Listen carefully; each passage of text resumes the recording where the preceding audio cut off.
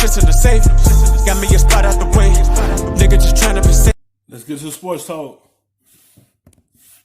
To Draymond Green, because he joined our friends Matt Barnes and Steven Jackson on Showtime's All the Smoke podcast.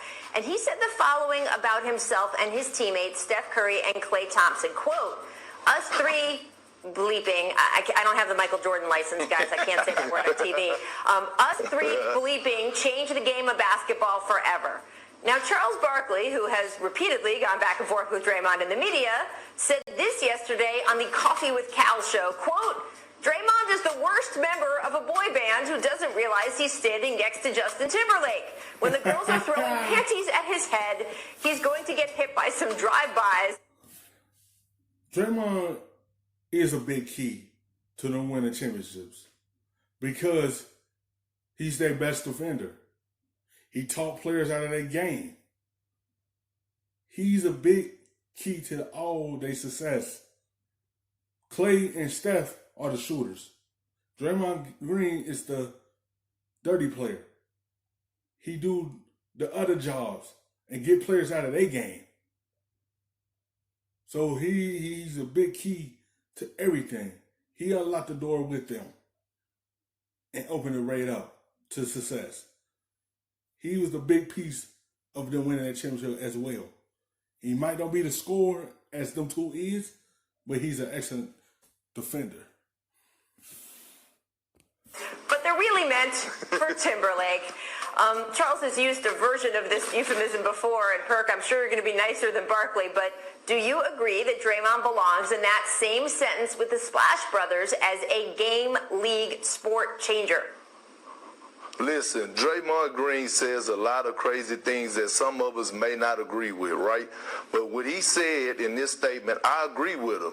And Charles Barkley said something that was key, that Draymond is part of the band. So, yes, he should put his name in the conversation with the Splash Brothers. We're talking about Draymond Green, a defensive player of the year. He was part of that culture with the Golden State Warriors that changed the game of basketball. If people remember when Draymond Green played the center position at times at 6'5". So they went extra small. They ran their offense. He's a facilitator. He's a key part. He's the heart and soul of that team. And Draymond Green brings tenacity and swag to the Golden State Warriors. So, yes, Draymond, you should include your name with the Splash Brothers when you talk about how y'all changed the game.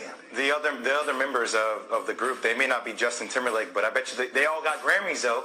They all got Grammys, right? Right. So those Grammys are presented at their crib, and that's what Draymond Green has to play for it and has to say for it. You know, it's Like, he do all the other work that they won't do.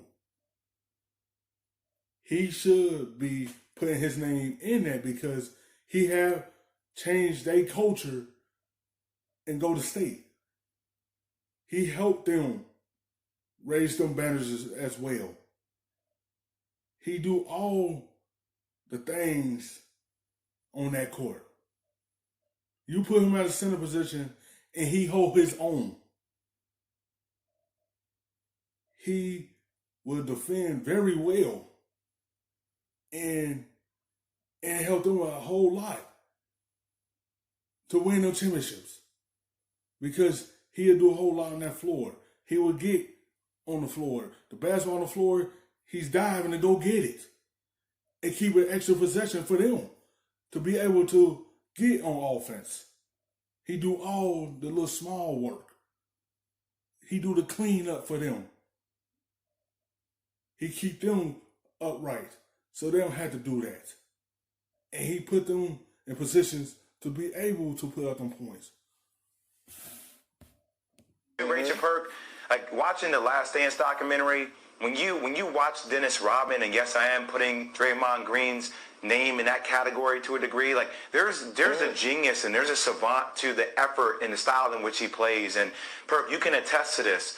To play hard each and every possession, to think through the game, the level of conditioning that your body needs to be through physically and psychologically to play at that level in order to enhance what Steph and Klay can do with that team, that deserves praise. And that's where Draymond Green deserves the praise and the recognition that needs to come his way. I agree with him. I mean, think about it, Rachel. Draymond won Defensive Player of the Year at 6'5", playing the 4 and the 5 in the NBA. Like, that's impressive in itself. Yeah, that's what I was going to say, Perk. I mean, I think we think so much about his because he's the Warriors' Dennis Rodman of this era.